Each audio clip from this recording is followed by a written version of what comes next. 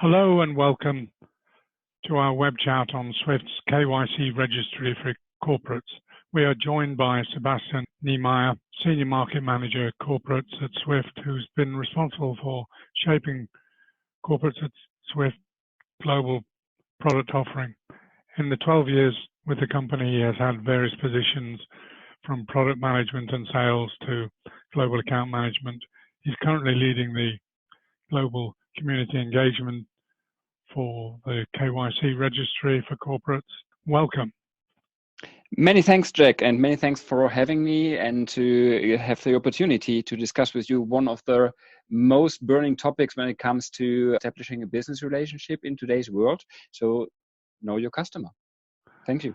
Noi Group estimate that the average time spent on KYC in a typical MNC corporate treasury department is 25 hours a week, and it's causing all sorts of problems. But before we start the presentation and going through the SWIFT solution, what does KYC mean to you, to SWIFT? From a corporate perspective, KYC is often seen as a cumbersome, intransparent, and repetitive process just to exchange documents and to answer all the different but also overlapping bank questionnaires. In fact, if you're looking into the details, it's more perceived as kill your customer instead of know your customer, what it's normally all about, right? So to solve this issue, let's have a closer look into what KYC is all about, because we do believe that it's more than just exchanging documents. First, let's try to understand also the positioning of the financial institutions. So why are banks so difficult to deal with when it comes to KYC? If we take into consideration that banks do not productize KYC, but need to comply with various laws that also allow some room for interpretation to finally avoid being fined by the regulators and to support the efforts to fight against money laundering and terrorism, it's quite a matter of fact that banks are not really having a big benefit of KYC. All they want to do is to stay away from fines, but also having a business relationship to the corporate in the very end. This is one point. So banks are not having fun with KYC. We are sitting in the same boat. In addition to that, KYC, as mentioned, is more than documents. So the exchange of documents is just one aspect. It's a needed one, but just one. KYC is about the people involved and the relationship. So the organizational structure of the corporate is also kicking in, the trust internally and externally, and also the transparency that is needed to fulfill a KYC process, the overall process. So this involves the process from the very beginning, collecting the needed information until the moment the risk-based review cycle is kicking in. So we are really talking about an end-to-end process involving all the different parties and also taking into consideration the complexity not only at the bank's part, but also in the corporate aspect. So this is why we do see standardization as a chance here. So if you're looking into KYC, the need to process this kind of information, to process this document, for our perspective, a central repository is a key benefit, but a key repository as such, there are many initiatives out there who are tackling this already. For us, it's a combination of a standard, a global standard, and a flexible repository. So what is your mission here? What are you trying to do? So what we're trying to do is we are looking into the community. So as you know, SWIFT is existing since 1973 as a standardization initiative. So we do have quite a good reach into the financial community. So first of all, if you're looking into trust and experience, SWIFT has already launched the KYC registry. Not everybody does know, but in the correspondent banking aspect, we do offer a platform since 2014, which allows 5,500 plus banks to exchange their KYC related documents on a daily basis. So this is the basis why we are looking forward to offer this kind of solution also for the corporates. We are not starting from zero. And this is part of our overall mission, why SWIFT is existing, to come up with global standards. As said, we did start with the FIN standards like the MT 940 for an account statement, and now we're tackling the KYC standard. We have achieved already a global standard in the correspondent banking aspect, which covers roughly 90% of KYC-related tasks in that standard. I do know that other parties are claiming that a standard, a global standard for KYC is never going to happen. I do not share this opinion. The question is always how much and how large such a standard must be. From our perspective, starting at a substantial basis of 60 to 70% for the corporates in regards to KYC is already a very valid starting point compared to the situation we do face today when it comes to KYC. Because currently everybody is doing it in a bilateral manner, exchanging emails or whatsoever. So if you're able to start with 60-70% coming up over time with the standard, which is aligned with the correspondent banking one, achieving 90% of standardization, then our mission is completed. Forming a global standard, we cannot do on our own. If we are just talking to one element of the party, one player in the chain, for instance, the financial institution, we will come up with a standard which is matching their needs, but not the corporate ones. So this is why we are taking the KYC registry for corporates journey in a different way. We do invite corporates as well as financial institutions to join us at one table to discuss the real requirements in regards to KYC and to come up with one global standard fitting the needs of the banks as well as the corporates. The problem is a lot of people don't agree that it's possible to get a global standard because there are so many local variations. How achievable is even your 90%? So you're totally right. We do have different requirements in different countries, which might not be tackled by the global standard. So 60-70% is a starting point. The 90%, this is quite a journey to go there, but the history has shown and our experience has proven that this is achievable. When it comes to national varieties of the KYC standard, there the moment in time is where the flexibility of the repository needs to kick in to allow corporates as well as banks to consume and to share data more or less on a bilateral level as well. So it's a combination of both. Okay, so if you try and now look at your actual solution, talk us through this approach here that's represented by this diagram. Right, so if you are now looking into the solution as such, we are quite aligned that we do talk about sensitive data here, right? So we are always confronted with the question, okay, a central repository, which the KYC registry for corporates is all about, is a nice idea. In addition to the standard, this really might work out compared to other initiatives so far. But how secure is it? So what are you doing to keep the data where it belongs? And how do you make us comfortable to share this kind of sensitive data? And here, SWIFT is very well positioned, being a society serving the financial industry since a couple of decades so far. And to be honest, security is one part of our DNA. We are coming up with a secure and reliable platform which is fully user controlled. So one of our key aspects is that the owner of the data, so the corporate, is staying in full control of the data over the overall life cycle of the KYC process. In addition to that, there's a full audit trail attached to the platform, and every kind of communication between the two parties is logged into the registry as well. So it's completely transparent to everybody what has happened during the KYC process. The data is stored in Europe, and therefore we are also acting in a GDPR compliant way. Should give enough confidence into the central repository and to really consume the benefit out of it. Okay, so if we move to the second slide, talking about your KYC, talk us through this, the actual process. The bank will request access to the data via the KYC registry. This request will be pushed toward the corporate who will receive a notification. Then, of course, the corporate will start or has already started to upload data to the registry, which is existing already.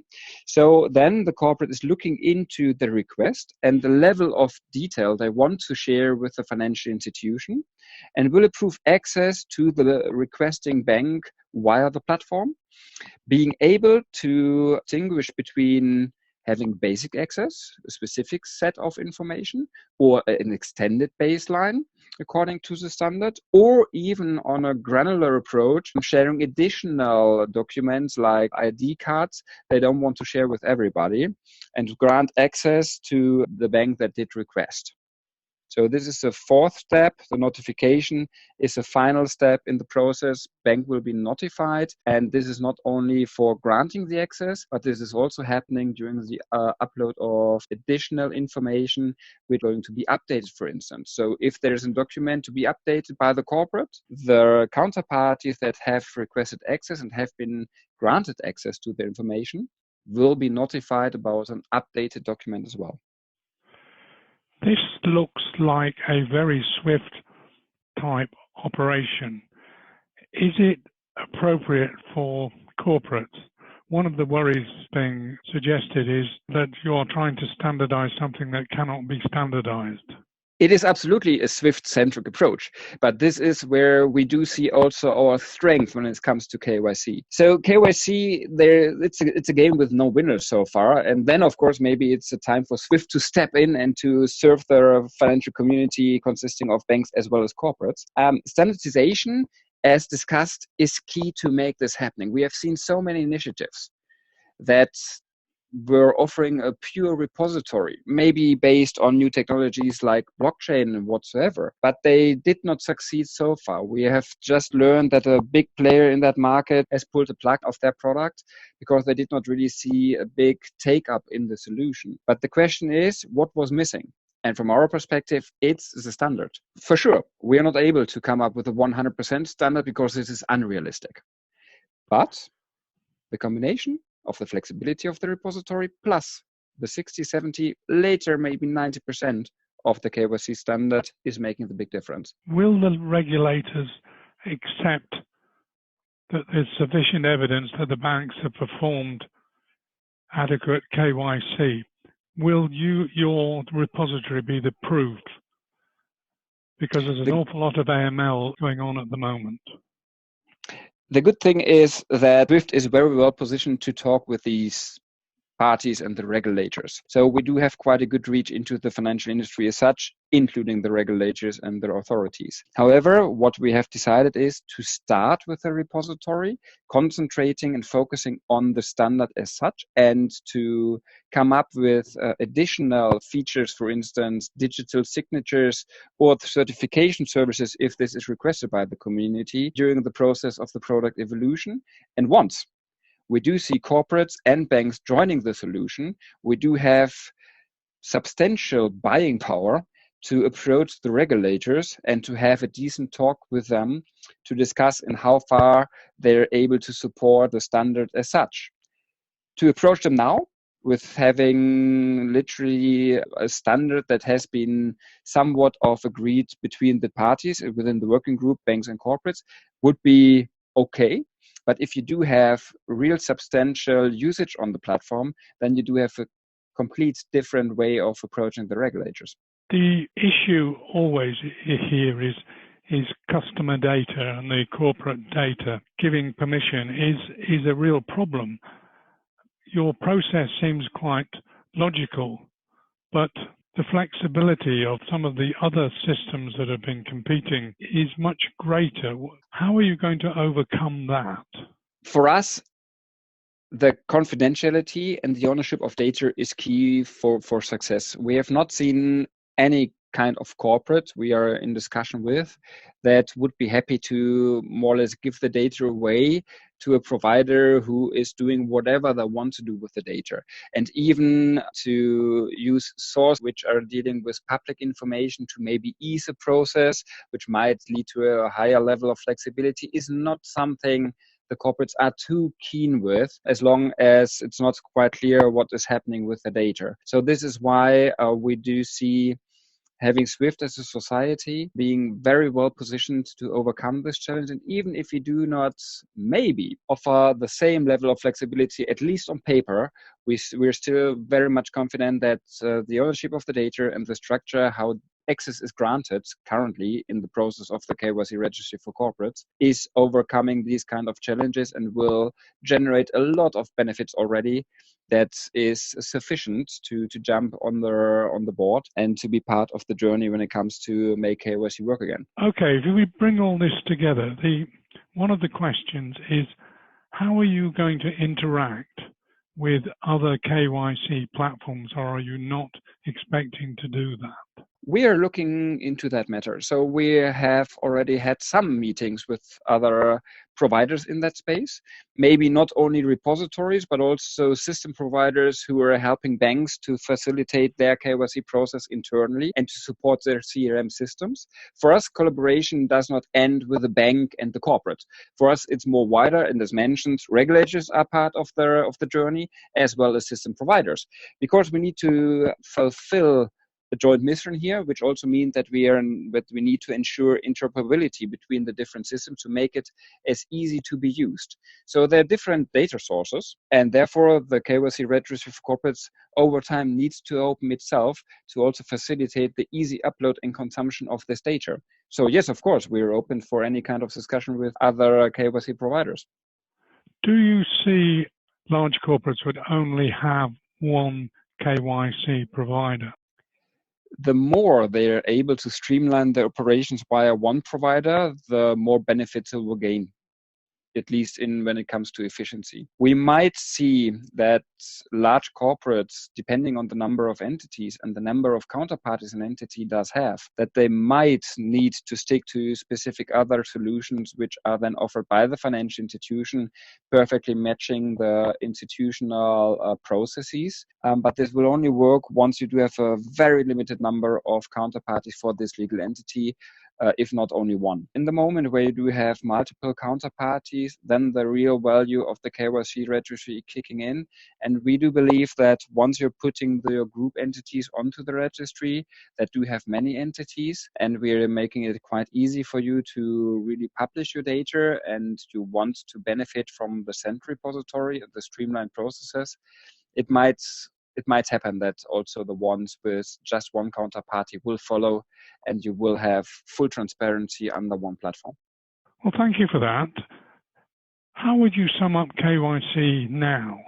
KYC is there to stay, and this is for good reasons. Therefore, it is even more important to join forces with the community to make it work again, and to ensure that all the involved parties will gain benefits and can focus on the real value, and this is a business relationship. This is what KYC needs to become over time. Thank you, Sebastian. There's an awful lot of corporates wish you well and hope this works, because at the moment KYC is a mess. Thank you very much. Many thanks for having me again. Thank you.